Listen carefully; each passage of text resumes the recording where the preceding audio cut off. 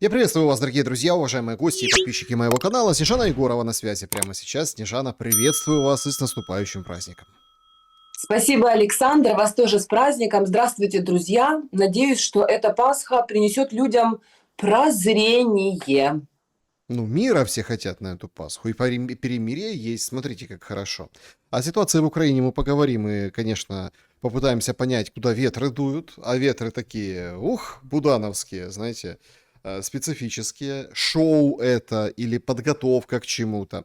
Но начнем, конечно же, с переговоров в Исламабаде. Венс отправляется туда, уже все приехали. Значит, мы говорим, пока переговоры не начались, но, судя по всему, люди увидят, когда первые новости оттуда с переговоров поступят. Есть абсолютно разное предположение, к чему бы это. Одни говорят, что, простите, но переговоры неподготовленные, сырые, и Венс тянет время для того, чтобы, накапливая новые и новые силы на Ближнем Востоке, нанести какой-то вот третий сокрушительный удар по Ирану. Другие говорят, что сам факт появления Венса это уже нечто серьезное, то есть никто никого убивать не будет ни после переговоров, ни во время переговоров, это уже новый уровень абсолютно, поэтому все в порядке, Трампу надо соскакивать, и он соскакивает. Третьи, конечно, смотрят на Иран и говорят, елки-палки, это ж надо какая победа. И таки будет удовлетворен, ну вот этот список, может частично, может чуть-чуть, не полностью, что выкатывает Иран. Но вообще иранцы молодцы. Медийка работает сумасшедшим образом. Даже в переговорах, когда летели с иранской стороны, в самолете поставили с цветочками фотографии детей погибших, и вот в такой компании, да, переговорщики прилетели вот именно туда. Чего ждать? Как вы думаете? И на самом деле, вот к какой версии вы больше склоняетесь? Эти переговоры для того, чтобы закончить войну в Иране, или для того, чтобы выиграть время?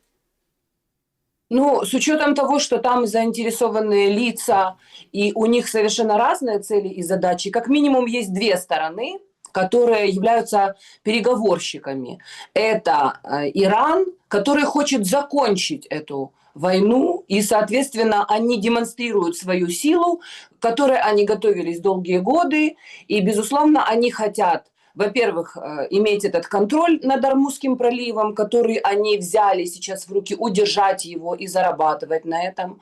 Во-вторых, безусловно, они хотят занять определенную позицию в геополитических раскладах и продемонстрировать, что это не просто какая-то страна третьего мира, и в западном, скажем так, эстеблишменте бытует мнение, что это какие-то дикари, которые, значит, там по горам шастают, какие-то афганцы, мягко скажем, да, или вьетнамцы, которые по джунглям бегают, да, что это великая цивилизация, которая способна дать отпор, если речь идет о жизни и смерти. И, соответственно, у иранцев серьезное намерение, то есть они хотят установки мира, установки новых правил, контроля над регионом и, соответственно, продемонстрировать, что это 5000 лет, и это цивилизация, которая придумала алгебру и ставит на место цивилизацию, которая 250 лет и которая придумала гамбургер. Понимаете, несколько разные, скажем так, цели и задачи у них стоят, но для Ирана это как сила, их, скажем так, традиции и многовековое существование, так и слабость, потому что, вот по мнению многих экспертов, я с этим абсолютно согласна, то, что они были несколько раз обезглавлены, мягко скажем, практически до нуля, и у Соединенных Штатов Америки постоянно возникало ощущение, что как только будет отрублена голова дракона, дракон тут же погибнет. Но мы же знаем, что в русских сказках, а они тоже ведут свою историю от индоевропейского эпоса, как известно, голова – это не самое главное. На месте отрубленной головы всегда вырастает следующее. Самое главное в драконе – это хвост. А до хвоста, судя по всему, американцы и не додумались, потому что у них нет такого мистического опыта из сказок детских, и не могут добраться. Похоже, что вот эта операция, которая произошла, и где там было уничтожено огромное количество воздушных суден, да, это как раз и была попытка обезглавить, вернее, отрезать вот этот хвост, но американцам дали отпор. То есть у Ирана серьезное намерение, они серьезно еще верят в правила такие общемировые, что во время переговоров не убивают переговорщиков, но после 2 попыток переговариваться с американцами, они уже поняли, что говорить не с кем. Поэтому, соответственно, они туда едут с ультиматумом.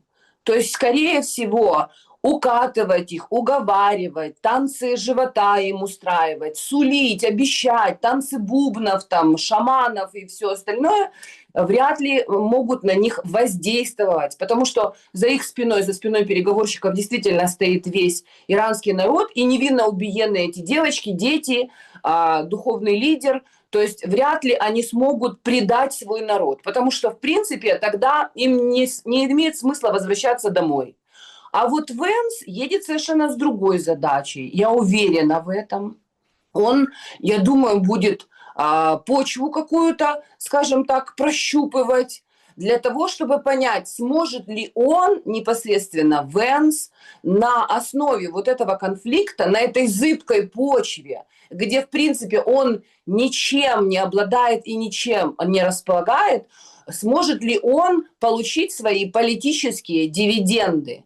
Вы знаете, что у американцев, мы что же все эти прекрасно знаем, Голливуд, слава богу, нам эту пудру, понимаете, в голову засыпал тоннами на протяжении десятилетий. Что у американцев есть принцип плохой и хороший полицейский. Сейчас они разыгрывают карту, и это мы видим абсолютно четко по всем показателям в информационном поле, что Трамп старый мудак, идиот, он сошел с ума, у него деменция, значит, он не понимает, что он говорит, у него, значит, лобные доли не работают, он пережил инсульт, и, короче говоря, он находится под влиянием Биби Нетаньяху. Это 2 военных преступника, которые не скрывают, и огромное количество блогеров американских, политических экспертов достаточно серьезного уровня, они разгоняют тему, что Трамп должен уйти по 25-й поправке в связи с состоянием здоровья.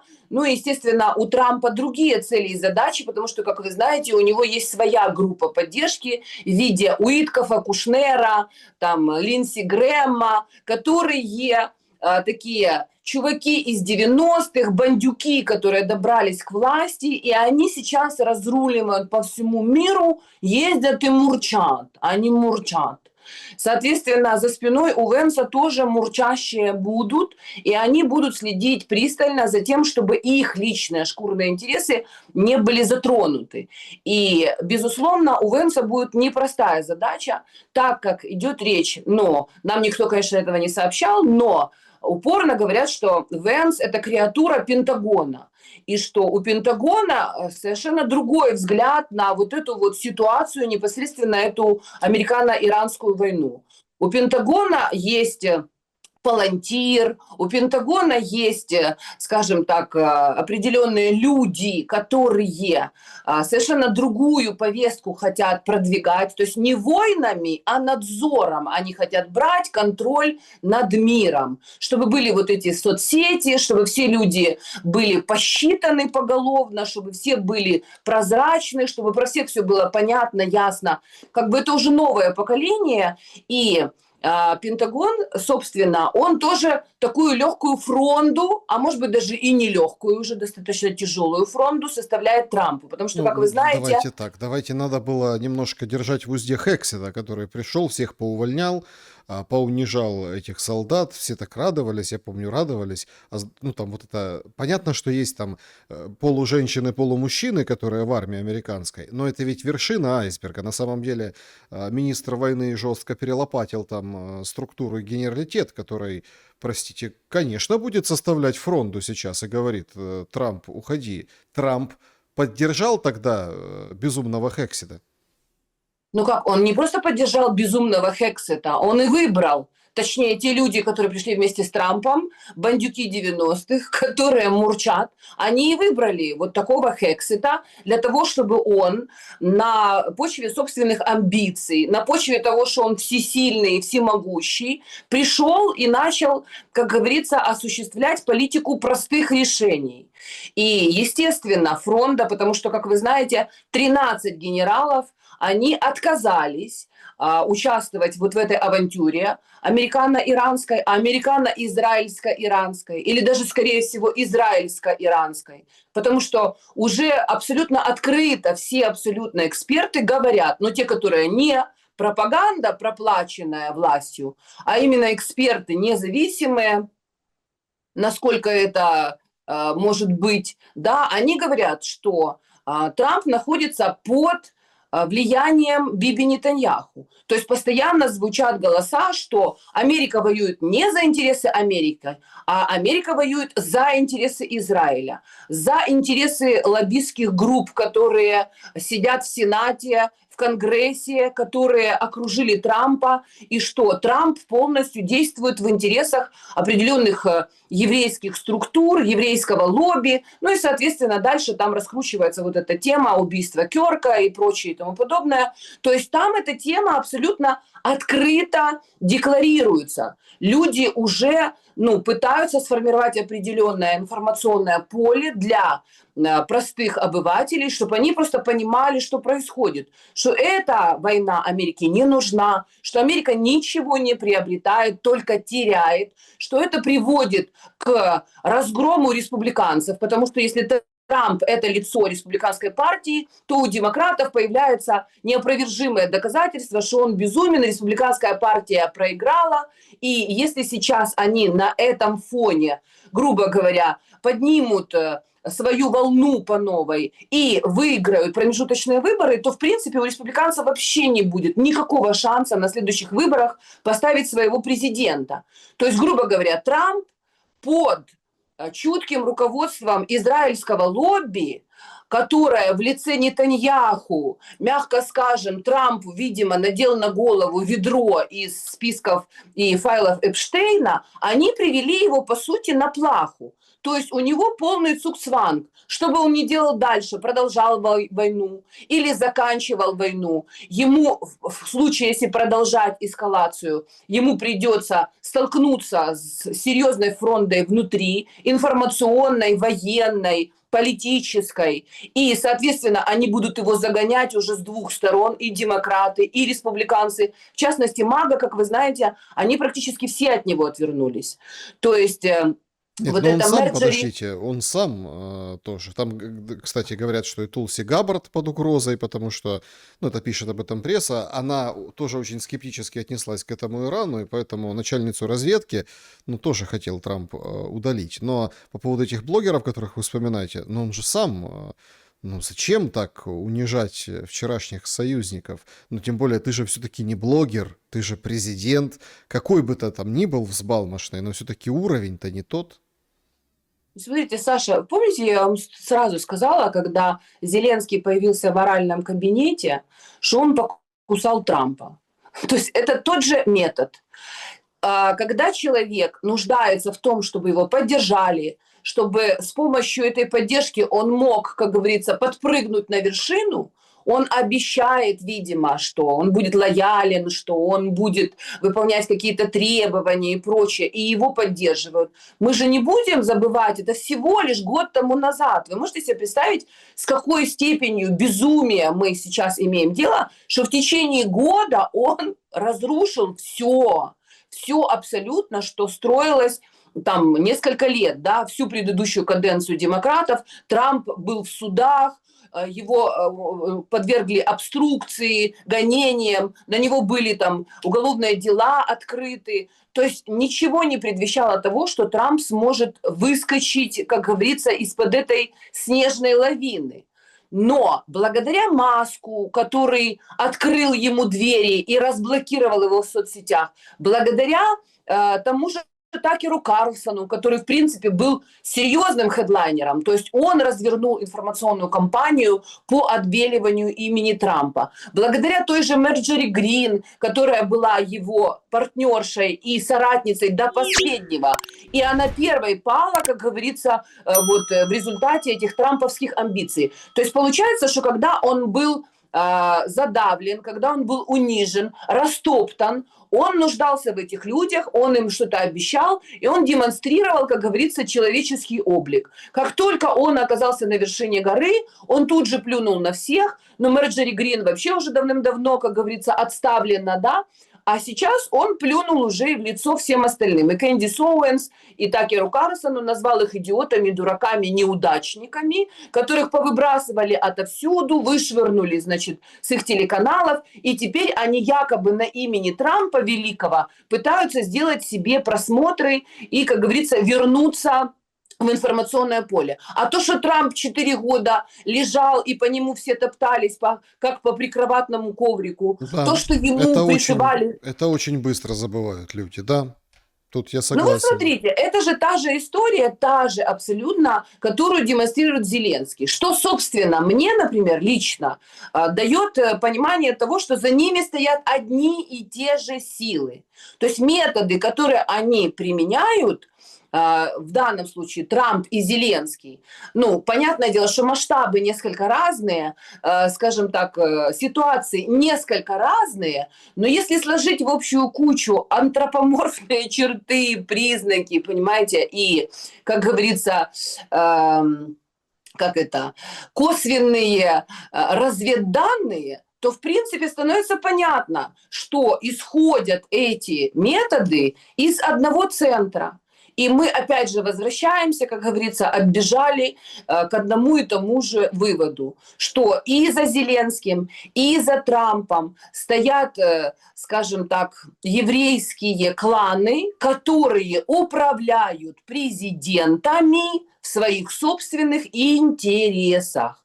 Пока Трамп и Зеленский отвлекают внимание, как погремушки, ездят, что-то рассказывают, ругаются, ссорятся, и люди смотрят пристально в это реалити-шоу, за кулисами происходят определенные вещи. Раздел мира, там определенные какие-то договоренности, меняется картина, убираются социальные гарантии, людей прижимают, как говорится, к стене, прикручивают, закручивают гайки разными способами. То есть устраивают геноцид или, например, там, неконтролируемую миграцию, да, там, чуждых элементов в ту или иную культуру, разрушают православие или христианство в данном случае, как это делает король Карл, предположим. То есть он же откровенно харкнул просто в лицо всем вот этим своим, как говорится, подданным, верноподданным из англиканской церкви, потому что он даже их не поздравил с Пасхой в этом году, хотя, в принципе, прямо расшаркался перед мусульманами на Рамадан, и вообще уже давным-давно речь об этом идет. Просто удивительно, что люди до сих пор этого не слышат или не верят, и по-прежнему вот эти у них теории заговора в голове. Но король Карл давно продемонстрировал, что Интересно. он принял ислам. Интересно, Зеленский поздравит или нет? Это, кстати, такой... В соцсетях очень многие украинские, ну, просто украинцы, да, в соцсетях говорят, елки-палки, Песах отпраздновал, все видели на этой неделе. То есть там собрал раввинов, те ему речь пламенную, тот ему тоже пламенную речь, пофотографировались, все хорошо. Вообще многие удивляются, а что такое там? Что случилось с нами? Ну хорошо, вы там придумали эту ПЦУ, ну празднуй с ПЦУ вместе, она же как бы настоящая, а получается, что не совсем. То есть отжали Киевский патриархат после Филарета, вот это все как бы ходит, бродит, колобродит. Вместе с этим тут как бы перемирие объявили, а тут СБУ говорит, не ходите, аккуратно, по храмам, а то будут теракты. Ну и, в общем-то, скажем, многие задаются вопросом, так а будет обращение? И что там в этом обращении светлого и хорошего будет? Перед Рождеством поздравил, так поздравил. Пожелал смерти Путину, мы помним. А тут какой смерти пожелает? Или он уже немножко степеней, прищучили его чуть-чуть? Как вы видите ситуацию? Я вижу ситуацию, что это он всех прищучил. Это он всех прищучил. То есть какие поздравления, Саша, с чем? Ну, то есть то, что я годами говорю, что здесь еврейская тусовка абсолютно четко уничтожает гнездо православия, выталкивает из страны женщин фертильного возраста с детьми в рабство на, скажем так, западную сторону, чтобы они там, как говорится, плодились и размножались, улучшали экономическую ситуацию в Польше, улучшали демографическую ситуацию там, где в Германии, в Англии наши славянские женщины. А здесь расчищается пространство для богоизбранных. Кому на Украине жить хорошо? Кому? Хорошо раввинам, хорошо в синагогу ходить, там не стоит ТЦК, там не собирают вообще мальчиков в шляпах или в кипах, никто их не отправляет, как говорится, за родину воевать, потому что это, ну, как-то не полезно мальчику сидеть в окопе, можно попу простудить, я не знаю, и вообще мы можем, как говорится, заплатить денежки ТЦК, чтобы они нас не хватали, а защищали. А если вы, украинцы, дурачки, так вы идите и воюйте. Я же вам рассказывала этот анекдот, когда еврей и украинец встречаются, и еврей говорит: боже, боже, ты представляешь, война, война, скоро будет война, я узнал, что будет война. Украинец говорит: ой, боже, боже, действительно, война, война. Еврей такой говорит: это же надо сколько дел сделать, это же надо все продать, это же нужно будет деньги собрать, это как-то надо будет золото вывести, это ж там где-то нужно будет что-то новое купить, семью аккуратненько вывести, а шубы, а бриллианты, а золотишко, а все. И украинец говорит: да, да, точно, столько дел, столько дел. Говорит: а у тебя какие дела? Взял ружье, иди воюй.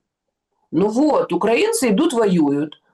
У них законы, которые навешивает Зеленский и его это зеленый взбесившийся монстр, понимаете, в Верховной Зраде. Они принимают законы по долговым каким-то обязательствам, реестры, невыездные, концлагерь построили, украинцы не могут уже ничего вообще абсолютно. Скоро женщин будут призывать. А что евреи вообще? Они не украинцы? Мне просто вот интересно. У них не такие же украинские паспорта. То есть, а в это время идет абсолютно другая параллельная реальность, где какие-то там, значит, спикеры с западной стороны рассказывают, что как прекрасно, Украина демократична, давайте нам паспорта, мы их будем получать с удовольствием и с гордостью. А получив украинские паспорта, будем скупать украинскую землю у вот этих вот убиенных. То есть, если люди не плодятся, если они бегут из своей страны, если они мечтают о том, чтобы пересечь Тису и остаться в живых, да, вывести своих детей, выезжают женщины, старики умирают, безусловно, земля опустевает, обезлюднивает, да. Нужно только потом пару дронов на эти села сбросить, просто все разрушить, всю инфраструктуру, потом аккуратненько все это зачистить, а потом чистенькую землю, где, собственно, нет ни церкви, ни Пасхи, ни русскоязычного человечика, никакого славянина. Книжки сожжены, памятники вырваны с корнями, как говорится, кладбища осквернены и кости выброшены собакам. Свободная, ничейная земля. Приходи, покупай за бесценок, плодись, размножайся, строй кибуц вообще, устраивай бизнес, строй синагогу, радуйся жизни, пой, веселись, 7:40 вообще гуляй. Вот что происходит, Саша. Что еще непонятно? Какой еще президент украинской национальности мог бы сидеть бессрочно на посту президента 7-й год? Какой бы славянский президент, если бы он был частью этого украинского славянского православного народа, уже бы не нашел 1500-100 способов помириться с Россией, братским нашим славянским народом? 100 000 раз бы уже эта война закончилась. И только лишь потому, что Зеленский является таким же представителем еврейского лобби, за ним стоит такой же, как говорится, королек, тоже, который является представителем еврейской национальности. Как вы знаете, британская корона, они принимают свою присягу, когда, собственно, их возводят на трон, когда происходит помазание, на камне Авраама. То есть они являются потомками еврейских колен. И, соответственно, мы видим, что еврейское колено одно осуществляет геноцид на Украине по типу того же самого геноцида, который они делали по отношению к палестинцам в Газе. Второй, значит, представитель еврейского народа, Биби Нетаньяху, устраивает войну и срывает переговоры, любые переговоры. Смысл вообще Джей Ди Венсу куда-то ехать и вообще смысл иранцам куда-то там лететь. Потому что о чем бы они не договорились, все равно Нетаньяху будет продолжать воевать, если не с Ираном, так с Ливией, если не с Ливией, так с Сирией, если не с Сирией, так с Турцией, с кем-то он обязательно будет воевать. Ну и, соответственно, третья часть еврейского лобби сидит в Конгрессе и Сенате, о чем, собственно, уже не скрывая, говорят спикеры американские. Снежана, если мы попробуем разобраться, а что это за адекватную сыворотку вкололи Буданову? Говорит, дроны. Говорит, да нет у нас никаких дронов. Дроны не победят в войне, люди победят в войне. Пока идет война, пока и будет мобилизация. Значит, дроны вообще это не наше ноу-хау, это, простите, извините, то есть это все на давальческом каком. Пользователи так и говорит. Мы там взяли заправку для 3D принтера и, в общем, и печатаем. У нас своего ничего нет, там наведение целей систем своих нет. Но вот когда будет, тогда вот мы действительно будем какие-то независимые. Плюс говорит о том, что скоро все закончится. И мы стоим перед каким-то вызовом, когда должны быть объединены. Вот все объединены. Понимаете? То есть какое-то вот что-то такое страшное, вот там журналисты, а что страшное, какой период истории? Понятно, что речь идет о УНР 100%, но он не стал это говорить. В общем, что-то вот мы на пороге какого-то такого вот действительно важного, но очень требующего объединения шага. Сдавать Украину будут, а вы должны, все украинцы, объединиться, чтобы не роптать и слова поперек не сказать. Ну, мне кажется, что Буданов – это очередная сыворотка на лоха, которую разыгрывает тот же 95-й квартал, и там, соответственно, сидят те же сценаристы. Ну, то есть, понятное дело, что народ уже начинает потихоньку прозревать, хоть его постоянно, как говорится, по кастрюле его, знаете, он все равно по-прежнему держится крепенько за ручки собственной кастрюли, и по кастрюлям периодически бьют молотом, так, чтобы, знаете, мозги постоянно находились вот в состоянии нестояния. То есть, чтобы люди ничего не слышали, ничего не видели, но иногда, конечно, они начинают прозревать, и думать, да что же это такое, все хуже и хуже. Мы все воюем и воюем за нашу свободу, а свободы все меньше, и нас становится все меньше. Как говорится, нам бы день простоять, нам бы ночь продержаться. Мы ждем подмоги, а подмогу никто нам не отправляет. Поэтому, естественно, нужно какую-то новую ввести фигуру. Помните, Саша, я, по-моему, в самом начале, или не знаю, наверное, может быть, вам не рассказывала, вот украинский сериал вот этот вот, кровавый, да, это там 1584 серия. Помните, были такие бразильские сериалы, там были какие-то десятки сезонов и какие-то 854 серии. Где ни включи, все время с любого места, понимаешь, ты поймешь, о чем идет речь. Ой, бабушка потеряла слух. Неужели бабушка потеряла? А что же будет делать бабушка, когда она потеряла слух, понимаете? То есть они постоянно, как говорится, мелят и перемеливают одну и ту же муку.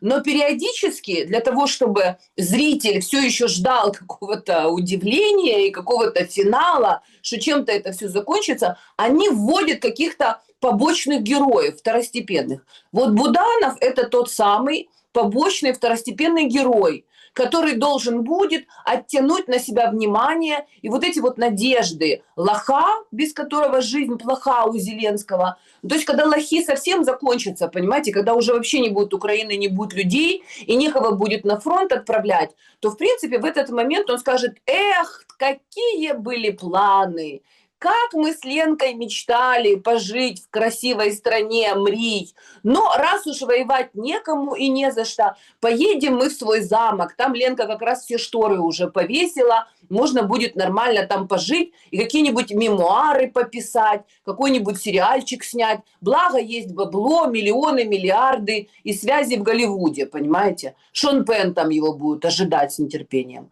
То есть у них все понятно. А кто здесь останется?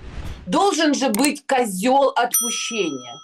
Мы как раз вот накануне Пасхи должны не забывать о том, что у еврейского народа есть несколько особенностей. У них есть Иуда Искариот, который за 30 серебряников, за цену одного раба, либо его работы 4-месячной, продает Господа Бога Иисуса Христа. Потому что деньги ему важнее. То есть, при том, при всем, что он был апостолом, он был рядом, он видел свидетельства, он видел эти чудеса, понимаете? Но 30 серебряников, как говорится, были дороже, ближе к телу. Второе. Евреи готовы распять Христа на кресте, как говорится, потому что они не хотят потерять свои доходы. То есть мы помним, что фарисеи и книжники, они именно выкупили Христа, они именно привели его Понтию Пилату и сказали: распни его, хотя Понтий Пилат не видел никакого вообще греха на этом человеке и вообще никак не мог понять, за что. Да потому что Христос был революционер, и он предлагал людям, народу подумать о духовных вещах, не приходящих и не уходящих, о своей вечной душе, а не о сегодняшнем, как говорится, о сегодняшней выгоде. Но мы в данном случае можем видеть, что прошли тысячелетия, а еврейский народ не меняется. Ради собственной выгоды они готовы уничтожить цивилизацию, уничтожить целую страну, уничтожить нацию, уничтожить человечество в ядерном, как говорится, пепле ради собственной выгоды. Поэтому Буданов – это и есть вот этот вот козел отпущения, на которого сейчас Зеленский налагает руки. То есть они же, вы помните, да, чем они славились, и почему им так нужен этот третий храм, что они туда ходили делать в этом храме. Они покупали, кто на что заработал, то ли козла, то ли осла, то ли барана, то ли просто птичку-голубку. Короче говоря, у кого сколько денег было, для того, чтобы наложить руки, значит, свои на это животное, и все грехи свои как бы на это животное передать, а потом это животное обезглавить, принести в жертву, сожрать его мясо и сказать: ну, Бог, как говорится, я перед тобою уже чист. Вот Буданов – это и есть вот это жертвенное животное, на которое Зеленский и все те, кто за ним стоит, Миндичи, Шефиры и прочие, все те, кто грабили этот народ, резали его, убивали, лгали вообще, все, вот все, что делает дьявол, он отец лжи, все это они делали под его чутким руководством. Сейчас им нужен кто-то, на кого они, как говорится, перебросят все грехи.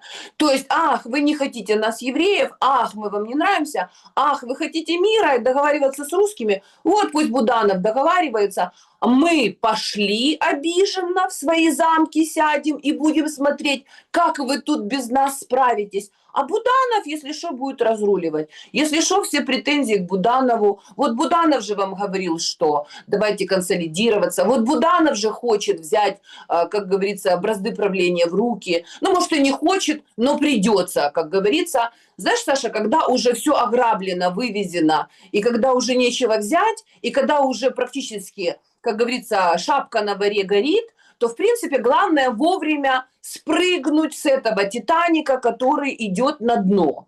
То есть они готовят себе лодочку, на которой они будут наблюдать с безопасного расстояния, как этот Титаник погружается во тьму и как над ним сомкнутся холодные воды Атлантического океана. Вот, собственно, кто Буданов.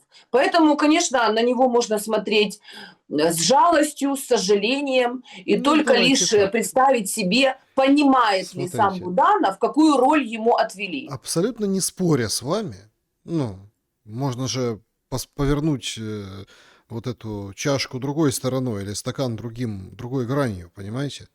Он не может нести вот эту околесицу, потому что он понимает, что он останется, и к нему придут и спросят, когда будет подписан. Я надеюсь, что в ближайшее время все-таки. Все-таки я надеюсь, что в ближайшее время, потому что так вот, если смотреть по событиям, да, то я так понимаю, что, ну давайте, сейчас Иран закончится, ну вот образно, а там есть уже такие первые нотки, по крайней мере, вот с переговоров. Мы не знаем еще, чем они завершены, но уже есть так. США согласились разблокировать активы Ирана. Активы Ирана. То есть у нас же полностью зеркальная ситуация. Активы российские, сколько там вот танцев вокруг них. Вот, пожалуйста, встретились. Вроде как Рейтерс говорит, согласились разблокировать. По Ливану сейчас там вопрос, ответа пока нет. Я так понимаю, что, ну а чего? Нетаньяху получил звонок от Трампа или от кого и сказал, но, не надо бомбить Ливан. Понятно, что Нетаньяху будет провоцировать, и это все, собственно, мы еще... Но там есть движение. Если оно придет к какой-то точке, хорошей точке, я имею в виду хорошей в плане мира, ну, то есть прекращения войны и боевых действий на Ближнем Востоке, то ничего хорошего для Украины ждать нельзя. И Буданов останется, а Зеленский будет бить себя в грудь, говорить, вот, я сделал все, что мог, но Запад вот нас надавил, а Буданов не может выходить и говорить то же самое. У Буданова другая будет роль в этой истории. И судя... Ругательная. Ну, Роль у него будет ругательная. ну почему ругательно? Ну смотрите, то есть, а он будет говорить, что я же вам говорил тогда, что и по дронам, и что не все так, и этот замок из песка разрушится. И все вот к этому как-то так вот не идет, но ползет так точно. Как вы думаете, украинцы, украинцы переживут вот этот мир, если он все-таки возьмет и настанет? Потому что сейчас на самом деле, ну, столько голосов идиотских. Все говорят, вот, мы там должны воевать, у нас там условия неприемлемые, все так плохо. Ну, Снежана, вот уже на базе данных МВФ посчитали, что за 25 лет треть Украины ушла, уехала, сбежала, умерла. То есть треть населения нет. Это каждый третий. 1, 2, 3. Все, этого нет. Остались вдвоем. Это же поразительно в эти 25 лет. Неужели нет этого инстинкта самосохранения уже? Ну, как сказать, понимаете, Саша, нет общества консолидированного. Вот вы говорите украинцы. Какие украинцы? Вот вы украинцы, я украинцы. По паспорту, правильно? А по сути мы можем, например, быть единой Украиной с Карасем, предположим, Да. или с... Нет, ну Да? подождите, ну мы же были единой Украиной с карасем, жили в мире с карасиками с разными, со щуками и с другими представителями водного мира. И их Так это плюс... мы. Это мы жили с ними в мире, потому что мы не подозревали о их существовании и о их планах, которые они, как говорится, вынашивали в тишине своих, как говорится, грязных комнат и грязных мыслей. И как только с третьей стороны от британской короны им полились бабки и оружие, они вышли из тени и показали нам, что никакого мира с нами они не хотят. Мы-то можем и хотим, и призывали к миру, и призывали к здравомыслию, и к договоренностям, и к тому, чтобы договариваться с русскими до того, как начнется война. Что разве это не было? Это не свидетели тому тысячи и миллионы людей, которые слушали, например, меня на ваших каналах. И вы, я думаю, Саша, тоже вряд ли кричали, что нужно больше вооружаться и быстро, немедленно, как говорится, воевать с русскими. Мы не хотели этой войны. Мы призывали, мы работали, мы объясняли, аргументировали. Но для идиотов типа Карася аргументы не работают. Он не пользуется мозгом. Он пользуется ротом для того, чтобы в него есть, и ему дают бабки, за которые он может купить что-то, чтобы есть в свой рот, только за то, чтобы он ненавидел и убивал. Он выходит, и так как у него нет мозга, и он не понимает, что правильно, а что неправильно, провозглашает, що треба убивати. Нам подобається убивати, ми будемо воювати. Дайте нам бабла, и мы будем воевать до останнего. Но если это суицидники, Саша, они хотят воевать, как ты можешь с ними жить в мире? Поэтому, когда вы говорите «украинцы», это очень странно, понимаете, звучит, потому что за эти годы абсолютно четко разделились украинцы на тех, которые вообще в этом всем не участвуют и делают вид, что они в домике, и примут любую власть, которая придет, и вся она им будет нелюба, и они будут недовольны, но они вот так вот будут молчать, рот на замок, кастрюлю наденут и будут что-то там гундеть, понимаете, в своих там каких-то кухнях. И им скажут, вот, теперь православная церковь не такая, а вот такая. Праздники не тогда, а вот тогда. І вони це ходили до одної церкви, от тоді, а тепер їм сказали ходити до другої церкви, ось тоді, і вони підуть, понимаете? И завтра еще посмотрим, мы еще посмотрим на православную Пасху, как вообще покажет себя тот люд, уже даже нельзя сказать, что это народ, это люд какой-то, понимаете, который остался еще на территории Украины. Что они чтут, какие у них памятные, скажем так, даты, какие у них мозги в голове остались, к чему они стремятся. Да Если они нормально все с православные. людом. Да нормально все с людом. Я вчера вот поражен был, ну как поражен, точнее наоборот, ну как порадовался где-то внутри. Вчера же был 82 года со дня освобождения Одессы. Ну чё, пришли люди, причем такие, ну как, не старые, то есть, ну, не пожилые, имеется в виду, молодые, пошли к неизвестному матросу, как он еще устоял, этот памятник неизвестному матросу, непонятно.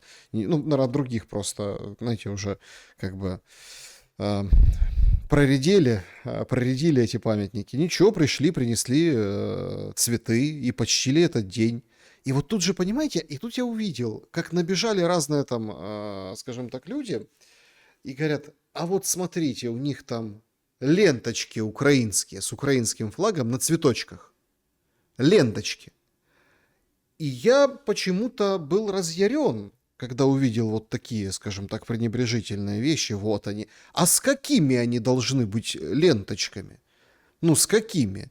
С российскими? Здрасте. Ну, то есть, покажите, что...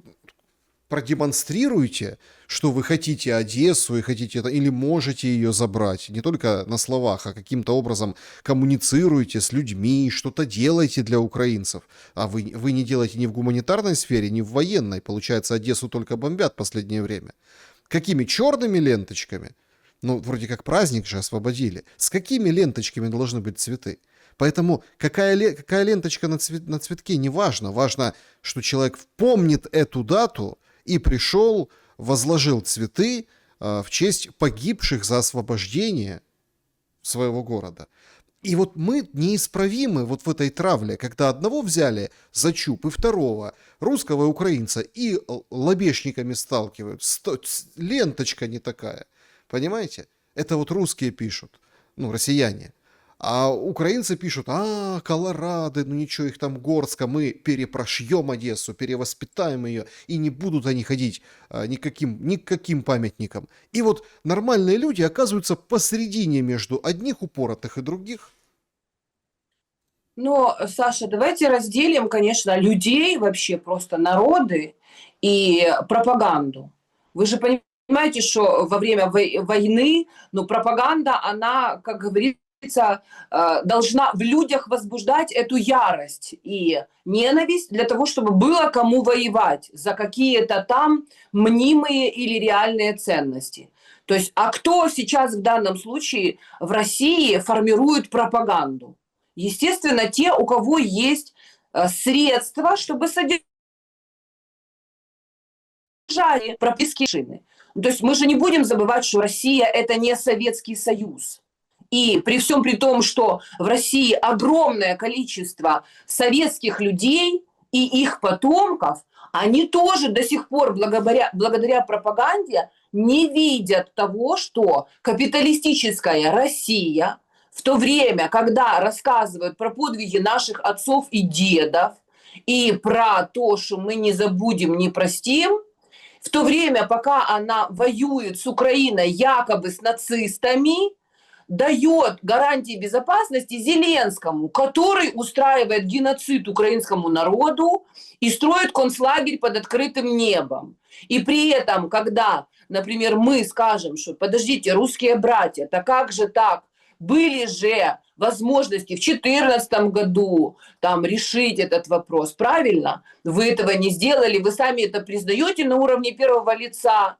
Потом была русская весна, которую тоже остановили русские же, потому что сказали, мы не вмешиваемся в суверенные дела другого государства. И огромное количество людей на территории Украины и в Одессе в том числе, сожженные в Одессе в Доме профсоюзов, это были представители вот той самой русской весны. То есть те русские силы и люди, которые в Одессе в той же хотели, чтобы наступил мир, взаимодействие, братство. Неважно, в каком государстве мы находимся, но мы единый народ. Кто их спас, кто протянул им руку помощи, кто вообще их, как говорится, защитил? Никто. Одесса по-прежнему находится под контролем Украины. И, естественно, люди не пойдут к памятнику с какими-то там ленточками красными или этими, как они называются, черно-желтыми георгиевскими ленточками, потому что люди уже увидели, им показали, что за красную или георгиевскую ленточку тебя просто убьют вообще, и никто, как говорится, не спросит, где могилка твоя. Просто выстрелят в спину, схватят, отправят в окопы. Но пропагандисты на русском телевидении, они этого как бы не замечают. Они как бы предлагают украинскому народу восстать безоружному против вооруженных бандитов, которые, в принципе, за эти годы уже сформировались с помощью Зеленского и его клики за бабки западных, скажем так, структур. И они предлагают людям просто вот идти на амбразуру, то есть уже видно, все знают, очевидно, все фиксируют и говорят, что Украина – это геноцид, и это концлагерь, и там воюют с безоружными женщинами, детьми, стариками, ловят людей как рабов и отправляют на убой, но при этом, значит, русские считают, что украинцы должны еще раз перепроверить. А может быть, все-таки меня это не коснется. Ну, то есть пока в русском, скажем так, сегменте тоже не произойдет какое-то понимание, прозрение, потому что там тоже есть серьезные разногласия относительно того, так мы рациональное капиталистическое государство, которое преследует свои собственные финансовые интересы, поэтому мы будем копать тоннели под Беринговым проливом и давать возможность американским войскам легко и непринужденно перебрасывать, например,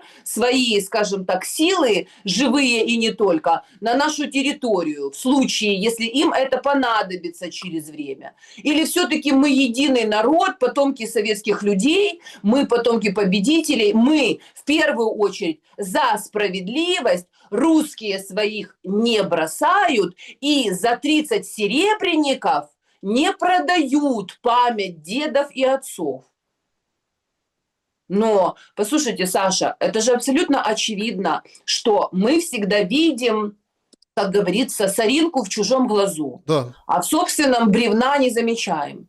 И как только ты начинаешь говорить, подождите, ребята, так все одним миром мазаны. Везде во всем мире идет раскол между людьми духовными, которые действительно, и в Америке таких людей огромное количество, и по всему миру, и в Европе их огромное количество, которые не хотят воевать, которые не хотят получать гробы своих детей, которые готовы, скажем так, договариваться, находить преимущества, торговать, там, вести дипломатические беседы, какие-то фестивали, жить в мире, Чего не хватает людям в этом мире? Господь Бог дал им все. Он дал им землю, воды, леса, поля, животных, детей, понимаете, счастье. Он сделал женщину, мужчину. Он сделал все, чтобы люди были счастливы. Но людям недостаточно женщины и мужчины. Им нужны гендеры, кошечки, собачки, понимаете. Они формируют коалицию Эпштейна, они насилуют маленьких детей, потом принимают законы, что теперь уже нормально, что порог согласия ребенка может быть в 12, в 13,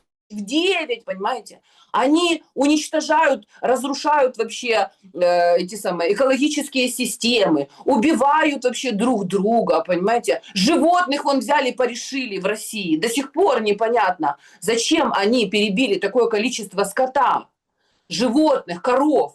Корова, которая вообще является священным животным, мать-кормилица. Зачем они это делали? Поэтому, понимаете, Саша, если, например, ориентироваться на русскую пропаганду, которая так очень хорошо все знает про Украину, про украинцев, что они должны говорить, чего не должны говорить, какой конченый Шари, какая идиотка Монтян, там Егорова что-то не то сказала, Шелест не так вообще посмотрел, понимаете? Пусть они на себя посмотрят. Пусть они, вот пользуясь случаем накануне светлого праздника Пасхи, мы все православные, мы все должны посмотреть не просто друг на друга, потому что, глядя на другого, ты как бы себя не видишь, а посмотреть на себя в зеркало. А на самом деле мы в зеркало можем смотреться друг на друга прямо до тошноты.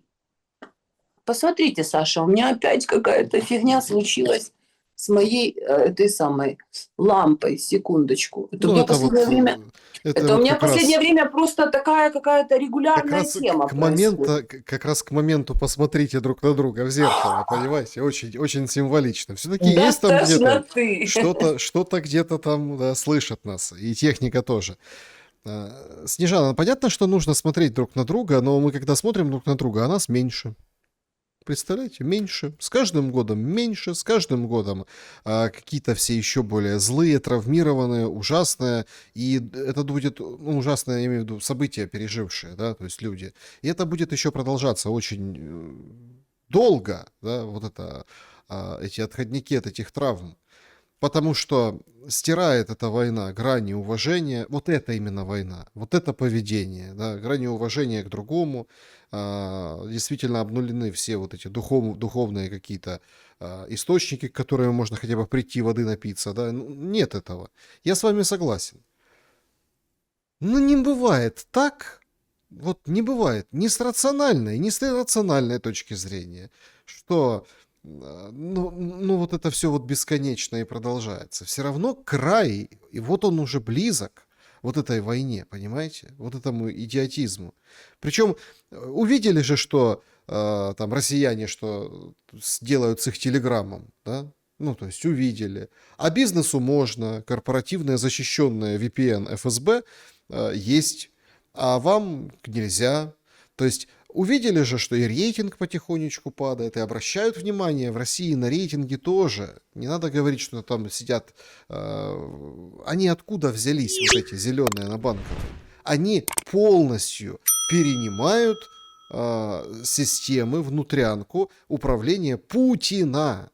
Зеленский очень хочет быть Путиным, очень хочет быть похожим на Путина. Он так и строит вот эту всю свою башню Банковой. И так это все и выглядит, понимаете?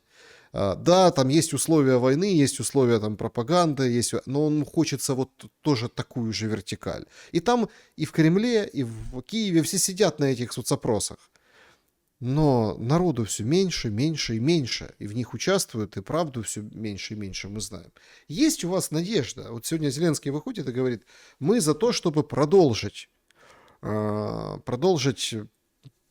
перемирие, да, на Пасху. Кремль говорит, вот Пасха, перемирие, и все. Вчера было заявление, по-моему, Пескова.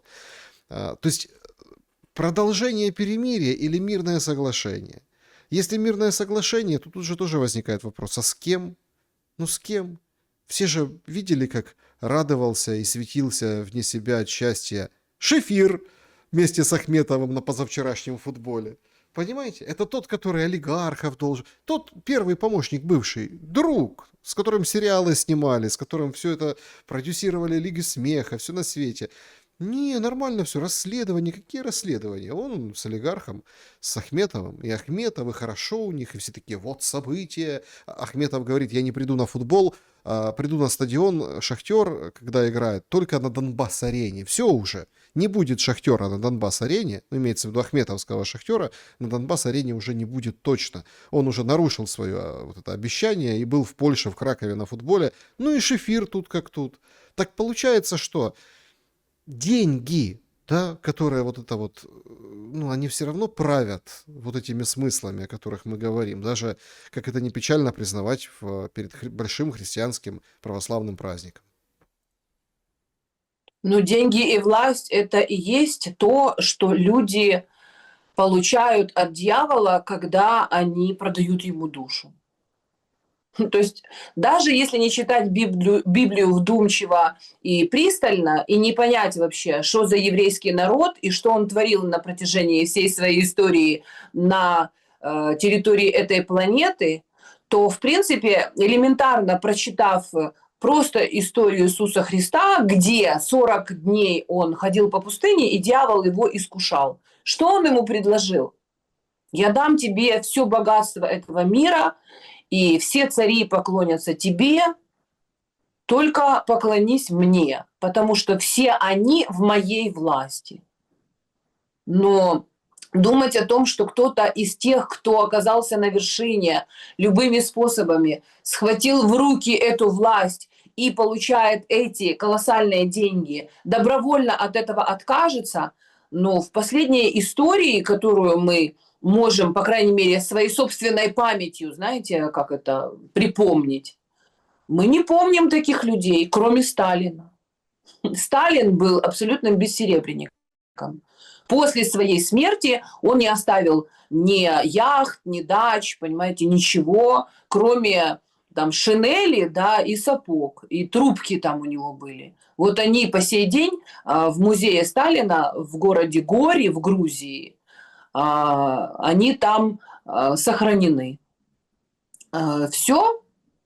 Но это единственное имя в истории 20 века, которое по-прежнему находится под запретом. Уже и Гитлера подняли, понимаете, на гора, уже отмыли его имя, уже он великий и прекрасный полководец, и вообще и Черчилль великий и прекрасный, и Рузвельт великий и прекрасный. Но только Сталин и советский народ, победитель, они сейчас подвергаются уничтожению, обструкции и стиранию из памяти и с земли.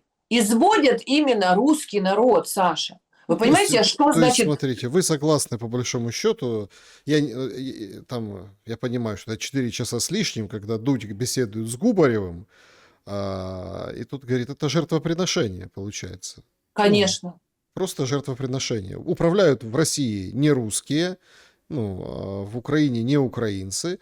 Они, в принципе, очень договорная война на уничтожение как раз-таки славян. Да, абсолютно. Абсолютно согласна с этой мыслью.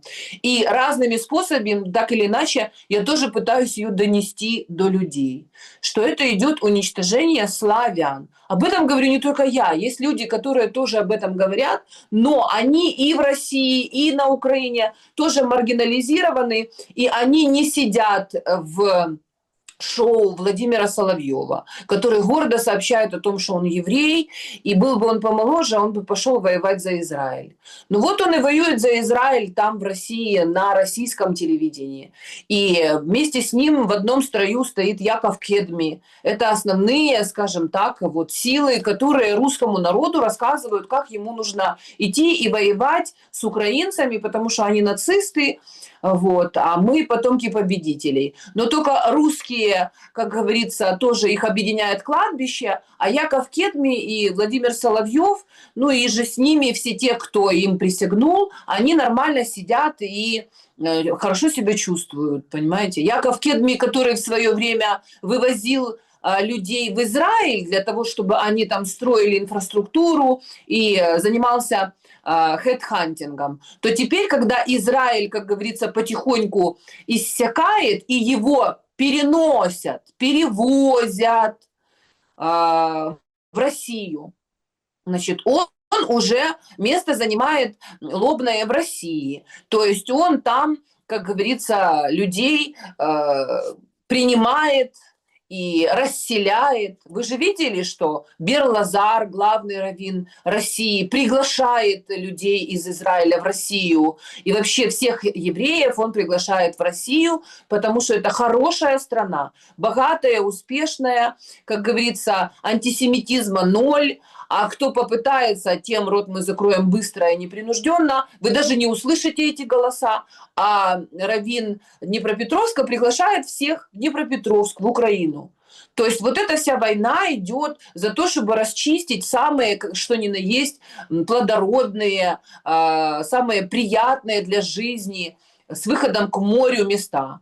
Крым, юго-восток Украины, вот эту вот восточную часть, южную часть России, Российской империи, ну, туда перевозят евреев из Израиля. То есть в конечном итоге главная цель войны украинской и войны с Ираном и вообще поведение Биби Нетаньяху, оно в таком случае объясняется теми планами, которые ему давным-давно, еще в 80-х годах, как говорится, описал товарищ Шнейрсон, их главный раввин, что типа надо срочно евреям хорошую землю найти, нужно, как говорится, построить землю обетованную, но, видимо, все-таки не в пустыне, где Иерусалим, а все-таки вот поближе к Крымской Массандре. Снежана Егорова была моей собеседницей сегодня. Спасибо вам большое за время мысли и, конечно же, за разговор перед самым главным для любого православного христианина праздником.